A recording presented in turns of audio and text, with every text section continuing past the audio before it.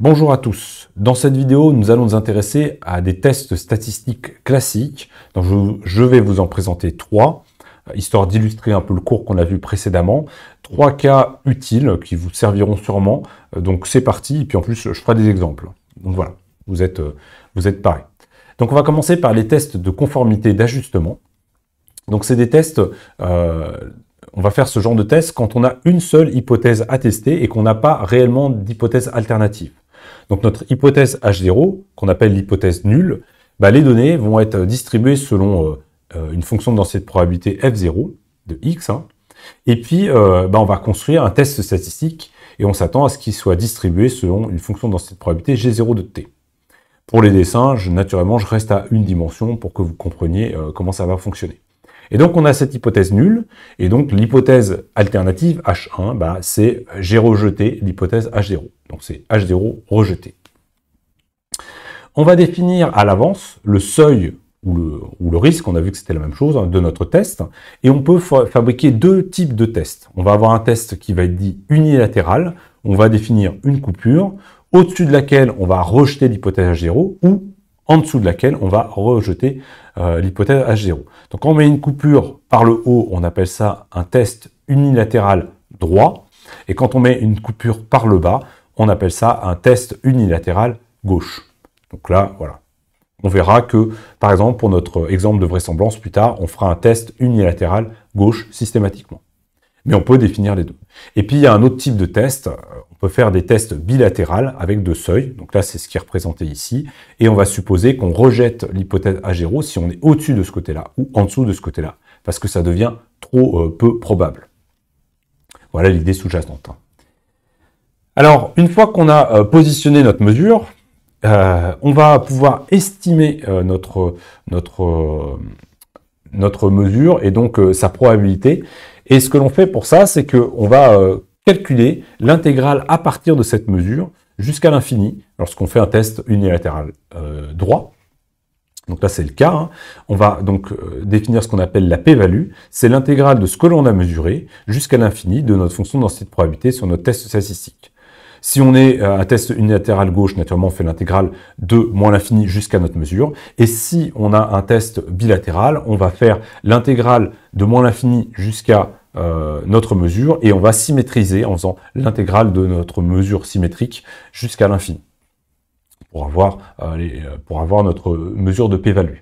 Alors, quand on se retrouve dans un test bilatéral, en fait, ce qu'on fait, c'est qu'on multiplie par 2 notre intégrale, et comme ça, on trouve le résultat de notre p-value. Voilà ce que l'on fait habituellement. Donc voilà, alors là, dans mon cas, on voit que t mesuré est plus grand que notre coupure, donc dans notre cas, l'hypothèse H0 est rejetée avec un 1. D'ailleurs, ici aussi. Ok, alors un petit exemple simple. Imaginons qu'on fait, on fait le jeu suivant, on joue à pile ou face, et on lance 20 fois notre dé, et à l'issue de nos 20 lancés, on obtient 17 piles et 3 faces.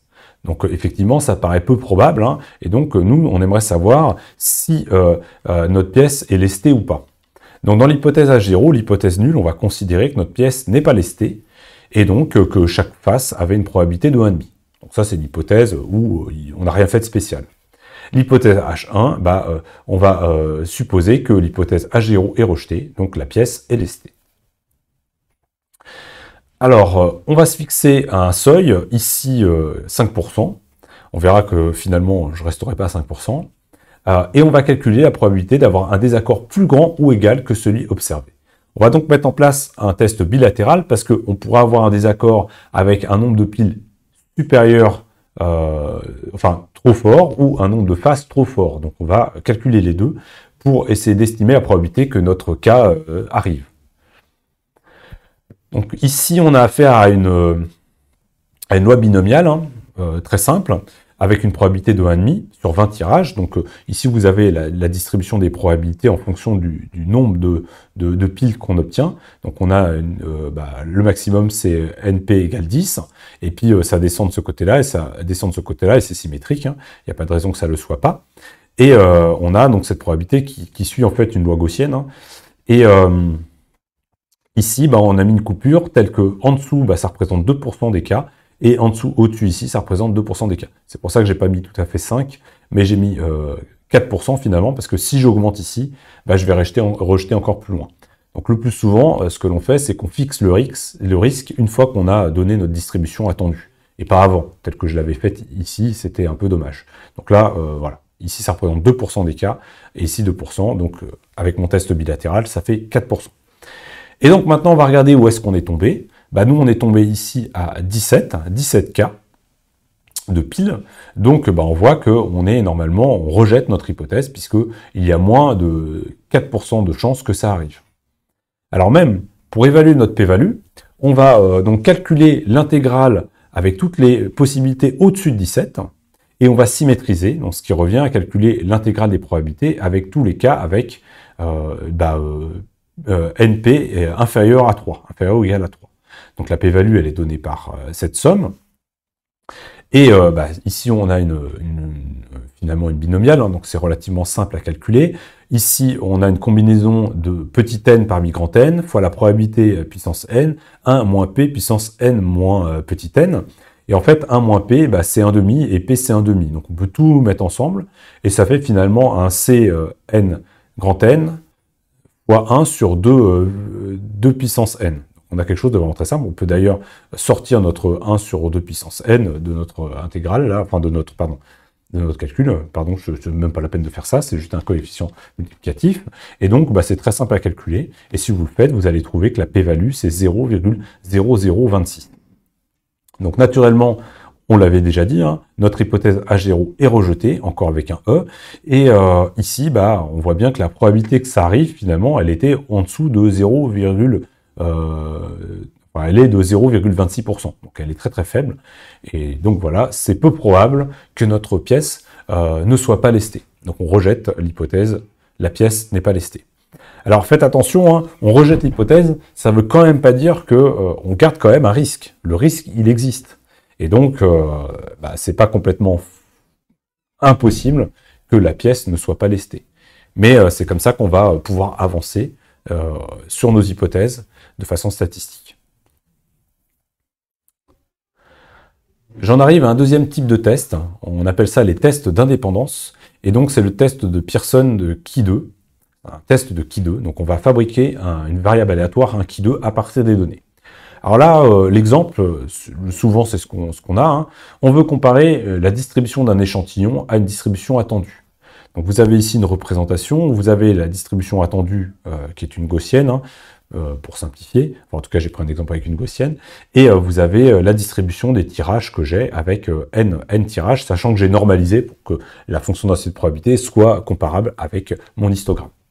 Donc j'ai n bins, et dans chacun des bins, et j'appelle NI le nombre d'événements que j'ai mesuré, hein, dans chacun des bins, et je note NUI le nombre d'événements attendus dans le bin I, que je peux calculer à partir de ma gaussienne.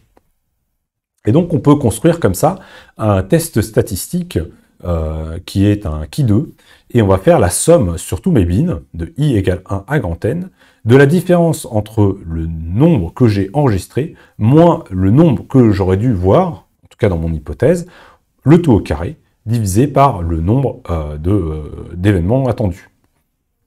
Donc ici, il y a une petite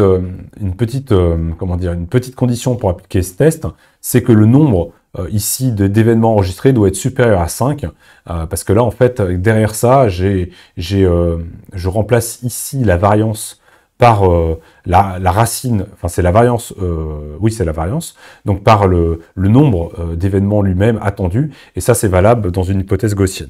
Ça c'est à discuter, hein, mais je ne vais pas le faire ici, donc faut que le nombre d'événements soit supérieur, sinon on ne peut pas faire cette hypothèse. Et donc on va pouvoir calculer directement la p-value de notre test, en comparant le Key2 que l'on a obtenu avec une distribution de Key2 attendue. Donc on va dire que la p-value, c'est égal à l'intégrale du Key2 qu'on a obtenu jusqu'à l'infini de notre distribution de Key2 avec le même nombre de degrés de liberté. Donc ça va me permettre d'estimer la probabilité que ce que j'ai obtenu, d'avoir pire que ce que j'ai obtenu en fait, d'avoir plus loin que ce que j'ai obtenu. Et donc, ça va me permettre de savoir si je suis compatible ou pas avec mes mesures. Donc, j'ai pas prévu de donner des exemples sur ça directement. J'ai prévu par contre de vous illustrer un test d'indépendance. Donc, c'est exactement la même chose que ce qu'on a vu précédemment, mais dans un cas où on ne connaît pas le modèle. Donc, c'est un cas un peu particulier. Alors, je l'ai réduit avec un nombre de variables très petit et je l'ai tourné sous forme d'exemple, mais vous allez comprendre comment ça marche. Donc là, l'idée, on adapte la méthode précédente lorsque le nombre d'événements attendus n'est pas connu. Et dans ce cas, on va contrôler l'indépendance entre deux caractères dans une population donnée. C'est-à-dire que là, on ne va pas pouvoir comparer un modèle, mais on va comparer deux caractères différents.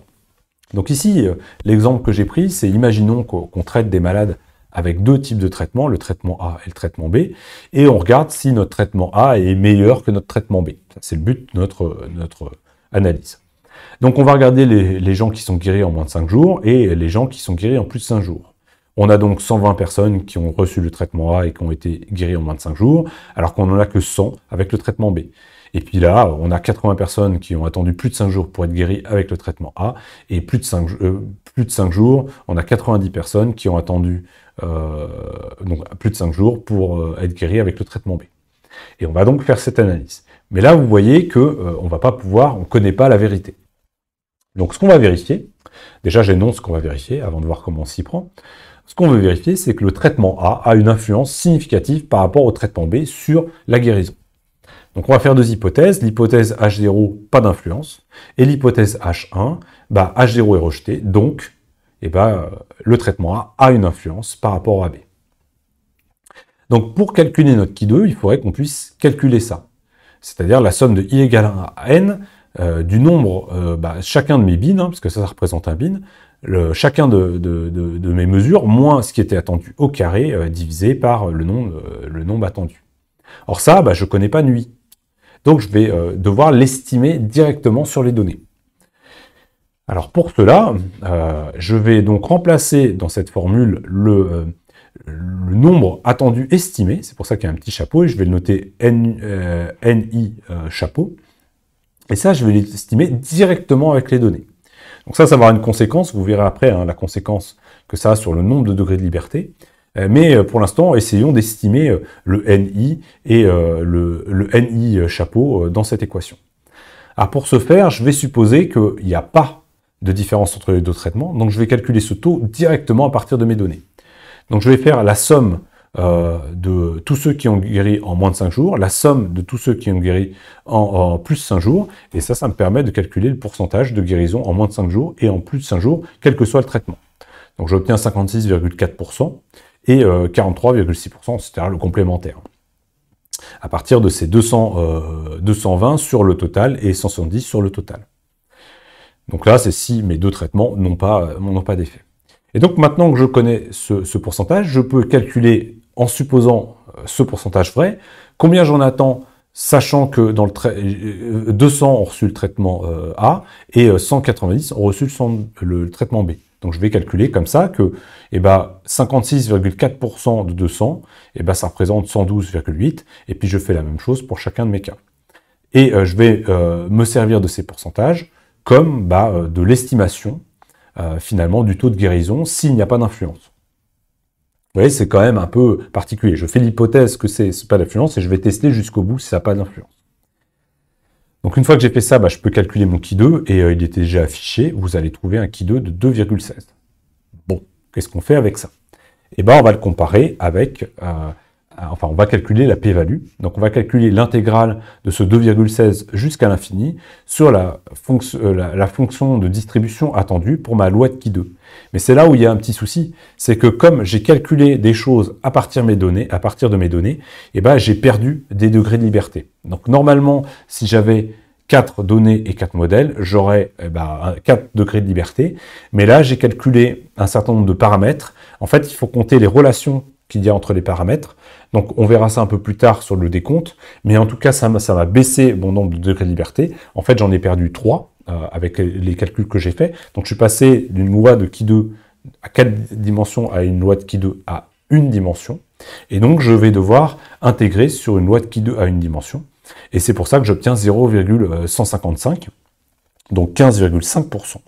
Et si j'avais décidé, je ne l'ai pas écrit là, mais si j'avais décidé d'un seuil à 5%, bah vous verrez que là, je ne pourrais pas rejeter l'hypothèse H0, je conserverai l'hypothèse H0. Donc là, je dirais que le traitement A n'a pas d'influence sur le, comment dire, sur le significatif par rapport au traitement B. Voilà, donc on reviendra sur le calcul, sur le dénombrement, enfin le calcul, on peut dire ça, du nombre de degrés de liberté pour comprendre comment ça fonctionne un peu plus tard dans ce cours.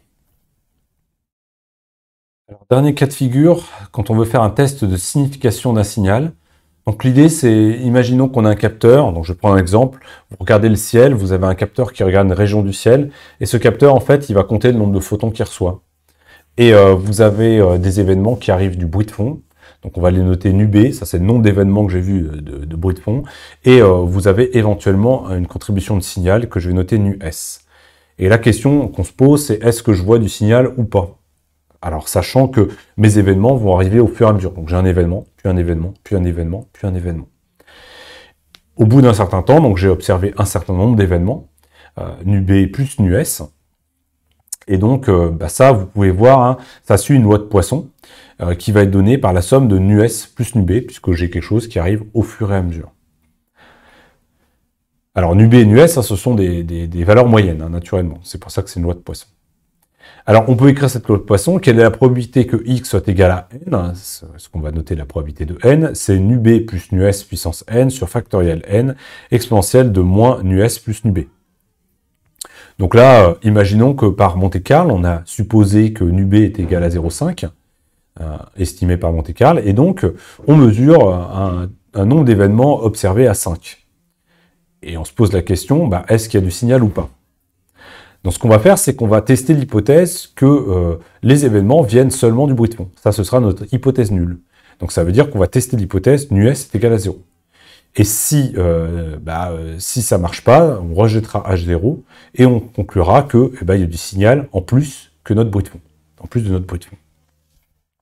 Donc on va calculer quelle est la probabilité que n soit supérieur ou égal à ce qu'on a observé, en supposant que NUS soit égal à 0. Donc ça, c'est simple, hein, vous prenez la formule qui est là-haut, et on va la calculer. Donc on fait la somme de n égale 5 à l'infini, que c'est toutes les valeurs possibles, hein, de NUB puissance n sur factoriel n, exponentielle de moins NUB. Ça revient à ça. Alors, bien sûr, quand on a une somme infinie, on ne fait jamais ça. On va faire 1 moins la somme de n égale 0 à 4, de la même chose, hein, et ça va nous simplifier les choses, et on peut faire ce calcul à la main, vous pouvez le faire, et vous allez trouver 1,7 10 puissance moins 4, ce qui représente à peu près 0,02%. Donc, on en conclut quoi? On en conclut, ça dépend du seuil qu'on s'était donné, hein, mais là on a quelque chose de vraiment très faible, donc là on peut conclure, si on avait mis un seuil par exemple à 1%, on peut conclure que l'hypothèse H0 est rejetée, le signal ne vient pas que du bruit de fond, donc on en conclut qu'il y a du signal. Voilà typiquement ce qu'on peut faire quand on fait un test de signification d'un signal. Voilà pour les 3 exemples de tests statistiques que vous pourrez trouver. Il y en existe plein d'autres, hein, donc je ne peux pas tous vous les présenter, mais ces 3-là sont très classiques et on les retrouve dans plein de domaines, donc si vous les avez compris, c'est très bien. Voilà.